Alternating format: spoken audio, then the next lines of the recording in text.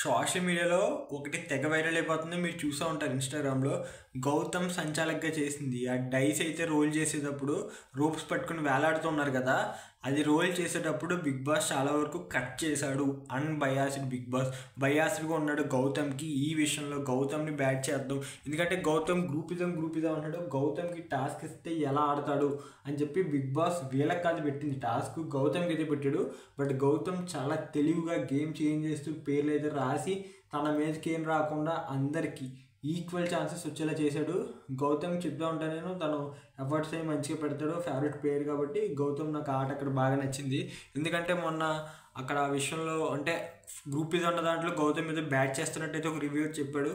నాకు అలా ఏమని అనిపించలేదు. నేను మళ్ళీ చెప్తున్నా, గ్రూపిజం కాకపోతే ఇంట్లోకి వచ్చిన ఫ్యామిలీస్ కానీ వాళ్ళ వెల్విషర్స్ కానీ అందరూ గ్రూప్ గేమ్ ఆడొద్దు, ఇండివిజువల్గా ఆడని ఎందుకంటారు? ఇదే క్వశ్చన్ ముందు వీడియోలో అడిగాను. ఆ వీడియో చూడకపోతే ఇప్పుడు కూడా చూడండి. సో ఇది నేను చెప్పాలనుకున్నది. మీరేమనుకుంటున్నారో కింద కామెంట్ చేయండి.